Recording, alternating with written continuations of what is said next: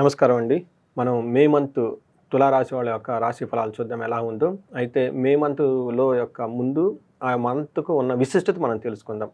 ఈ మంత్ గనుక మనం చూసుకుంటే ఇది వైశాఖ మాసంతో చతుర్దశితో స్టార్ట్ అవుతుంది. వైశాఖ మాసం అనంగానే మనకి ఇది పుణ్యమాసము అని మనకు చెప్తారు. అంటే ఈ పుణ్యమాసంలో మనము ఇది అత్యంత విష్ణుమూర్తికి ప్రీతికరమైన మాసము. ఈ మాసంలో మనకి బుద్ధ పూర్ణిమ కూడా వస్తుంది. అగైన్ బుద్ధుడికి సంబంధించి, గురువుకి సంబంధించింది ఎంతో ముఖ్యమైనది, ఉత్తమమైనది అని మనం చెప్పుకుంటాం.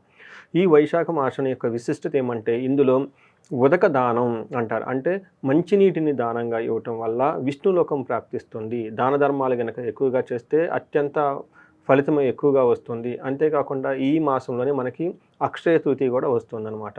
ఈ అన్నిటిని కనుక పరిశీలన చేస్తే ఎలాంటి నక్షత్రం వాళ్ళైనా, ఎలాంటి రాశి వాళ్ళైనా గన ఈ మాసంలో గనుక నీటిని గనుక దానం చేయగలిగితే అది మనుషులకు కానీ, పక్షులకు కానివ్వండి, పశువులకు కానివ్వండి ఎంతో పుణ్యఫలం, ఎంతో మనకి విష్ణులోకం ప్రాప్తిస్తుంది అని చెప్పేసి మనకు పురాణాల్లో చెప్పి ఉన్నారు.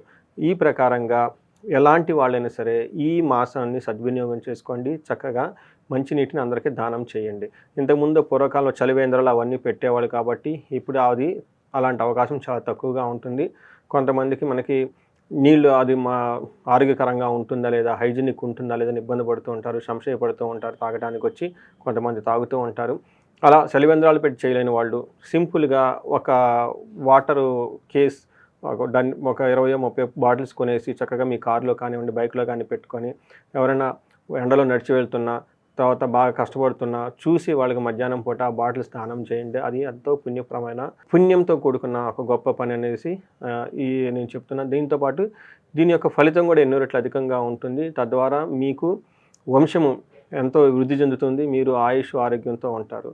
తర్వాత ఈ మంత్ యొక్క ఫలితం కనుక మనం చూసుకుంటే తులారాశి వాళ్ళకి ఎలా ఉంటుందంటే, తులారాశి వాళ్ళ నక్షత్రం ప్రకారం చూసుకుంటే చిత్తా 3-4 పాదాలు, స్వాతి 1-2-3-4 పాదాలు, విశాఖ 1-2-3 పాదాలు అంతా మనకి తులారాశిలో ఉంటాయి. పేరు బలం ప్రకారం మనం చూసుకుంటే వీళ్ళకి రా, రీ, రు, రే, రో, తా, తీ, తూ, తే అన్న అక్షరాలు కలిగిన వాళ్ళంతా కూడా మనకి తులారాశిలో ఉంటారు.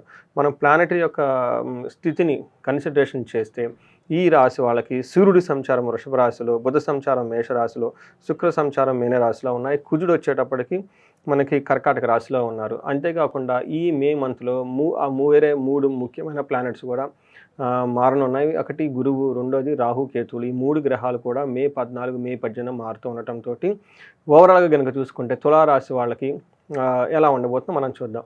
ఈ మంత్ ప్రకారం కనుక చూసుకుంటే మే మంత్ వాళ్ళకి, మేషరాశి వాళ్ళకి ఎలా ఉండబోతుందంటే ఇందులో పర్టికులర్గా సూర్యుడు చేంజ్ అవడంతో మే 14 తారీఖున చాలా చేంజెస్ ఉండే అవకాశం ఎక్కువగా ఉంది. మనకి సూక్ష్మ గోచారం, లఘు గోచారం అన్న కాన్సెప్ట్ ప్రకారం కనుక చూసుకుంటే ఎలా ఉండబోతుందంటే సూర్యుడి వల్ల పీడం, తర్వాత కుజుని వల్ల దుఃఖం, శుచం, తర్వాత విపత్తి, ఏదో ఒక బాధపడే అవకాశం ఎక్కువగా ఉంటుంది. అయితే ఇప్పటిదాకా మీకు శత్రువులు ఎవరైనా కనుక ఆటంకులు ఉంటే శత్రువుల నుంచి మాత్రం మీకు శత్రు బాధ నుంచి ఉపశమనం వస్తుంది. ఈ ప్రకారం కనుక చూసుకుంటే తులారాశి వాళ్ళకి దాదాపు చాలా జాగ్రత్తగా ఉండాల్సిన టైము, ప్రతికూలంగా ఎక్కువగా ఉండే అవకాశం ఎక్కువగా ఉంది. పర్టికులర్గా సూర్యుడు కనుక మనం చూసుకుంటే వీళ్ళకి 8th హౌస్లో ఉండటం వల్ల మనకి మహర్షులు సంస్కృతంలో ఏం చెప్తారంటే దుర్దేశ శత్రు సంవాతో గమనాగమన వెద దుఃఖ వార్తాశ్రుతం చైవ అష్టమస్తే యథారవి. 8వ ఇంట్లో కనుక సూర్యుడు ఉంటే ఏమవుతుంది అంటే దుర్దోష, చెడు ఉద్దేశం మనకు కలిగి చెడ్డ పనులు చేయాలని ఆలోచన ఎక్కువ వస్తుంది. శత్రు సంవాదో, శత్రువుతో మనమే వెళ్ళేసి గొడవ పెట్టుకుంటూ ఉంటాం. అంతేకాకుండా గమన వెద, వచ్చేటప్పుడు పోయేటప్పుడు ప్రయాణాలు చేసేటప్పుడు అవి వృధాగా ఉంటాయి. అంటే ఒక ఫ్రూట్ఫుల్నెస్గా ట్రావెల్స్, జర్నీస్ చేయాల్సి ఎక్కువగా ఉంటుంది. దుఃఖ వార్తాశ్రుతం చైవ, మీకు దుఃఖం కలిగే ఒక వార్త అయిన అవకాశం ఎక్కువగా ఉంటుంది. కొంచెము జాగ్రత్తగా ఉండాల్సిన మంత్ అని మనం చెప్పుకుంటాం. అంతేకాకుండా ఇది 2వ ఇంట్లో దృష్టి ఉండటం వల్ల ధనానికి సంబంధించిన విషయాల్లో, కుటుంబానికి సంబంధించిన విషయాల్లో భయం గొలిపే సంఘటనలు ఎక్కువ జరిగే అవకాశం ఎక్కువగా ఉంటుంది. అదంతా మనకి సూర్యుడు మనకి ఉండే గ్రహం. సూర్యుడు మనకి ప్రతికూలంగా కలిగించే పరిస్థితులను మనం తెలుసుకోవాలి. అయితే కుజుని వల్ల 10వ ఇంట్లో ఉండటం వల్ల 1వ ఇల్లు, 5వ ఇంట్లో దృష్టి చూడటం వల్ల వీళ్ళకి ఎలా ఉంటుందంటే 10వ ఇంట్లో కుజుడు ఉంటే మనకి సంస్కృతంలో మహర్షులు ఏం చెప్తారంటే నిత్య క్లేశ సదా వ్యాధి సదా భోజన దుర్బలం సదా సంచార ఉద్యోగం దశమస్తే ధారాసుతే అని మనకు చెప్తారు. దీని ప్రకారం ఏంటంటే నిత్య క్లేశం 10వ ఇంట్లో మార్స్ ఉండటం వల్ల జాబ్ రిలేటెడ్ మ్యాటర్స్లో కొంచెం ఇబ్బంది పడే అవకాశం ఎక్కువగా ఉంటుంది. సదా సంచార ఉద్యోగం, అప్పటిదాకా కంఫర్టబుల్గా కూర్చున్న వాళ్ళు మీరు అటు ఇటు పరుగులు పెడుతూ టెన్షన్గా వర్క్ చేయాల్సి వచ్చిన అవకాశం ఎక్కువగా ఉంటుంది. సదా భోజన దుర్బలం, టయానికి భోజనం చేయకుండా ఇబ్బంది పడే అవకాశం ఎక్కువగా ఉంటుంది. నిత్యం ఏదో ఒక నిత్య క్లేశ బాధపడుతూ ఉంటారు. ఇవన్నీ ఉద్యోగానికి సంబంధించిన మ్యాటర్స్లో ఎక్కువగా డిస్టర్బెన్స్ ఉండే అవకాశం ఎక్కువగా ఉంది. అయితే ఫస్ట్ హౌస్లో 5th హౌస్లో ఉండటం వల్ల వాహనాల వల్ల గాయాలు, మాట పట్టింపులు, అధికారులతో గోప్పడే అవకాశం ఎక్కువగా ఉంటుంది. 5th హౌస్లో కూడా దృష్టి ఉండటం వల్ల అకాల భోజనం చేయటము, శత్రు బాధ, తర్వాత సంతానం వలన మనస్తాపం జరిగే అవకాశాలు ఇవన్నీ ఎక్కువగా ఉంటాయి. ఒక రకంగా చూసుకుంటే వీళ్ళకి 10th హౌస్లో కుజుడు ఉండటం వల్ల కొంచెం ఇబ్బందికరంగా ఉండే పరిస్థితులుగా ఉన్నాయని చెప్పుకోవాలి. అయితే వీళ్ళకి శుక్రుడు ఏ విధంగా మనం చూస్తే శుక్రుడు 6th హౌస్లో ఉండి 12వ ఇంట్లో ఉండటం వల్ల కూడా శుక్రుడు వల్ల కూడాను వీళ్ళకి గ్రహస్థితి అనుకూలంగా లేదు కాబట్టి కొంచెం జాగ్రత్తగా ఉండాలి. పర్టికులర్గా కనుక మనం చూసుకుంటే ఏ విషయంలో బాగుండాలంటే విరోధ శత్రు పీడాం జ్ఞాతీనాంచ విరోధ ఆయాసో ధారపుత్రద్వేష్టే భృగునందనే షష్ఠే భృగునందనే 6వ ఇంట్లో కనుక భృగుడు నందన అంటే శుక్రుడు కనుక ఉంటే ఏమవుతుంది, విరోధం శత్రుపీడ, విరోధం పెరుగుతుంది, శత్రువులతో వైరం ఎక్కువగా కలుగుతుంది. జ్ఞాతీనాంచ కుటుంబంలో కూడా వివాదం జరిగే అవకాశం ఎక్కువగా ఉంటుంది. ఆయాసో ధారపుత్ర ఆయాసపడంగా ఉంటుంది, టైర్సమ్గా ఉంటారు. పుత్రులతోటి భార్యలతోటి గొడవ పడే అవకాశం ఎక్కువగా ఉంటుంది. ఇది మనకి శుక్రుడు కూడా వీళ్ళకి అనుకూలంగా లేరు కాబట్టి కొంచెం జాగ్రత్తగా ఉండాలి.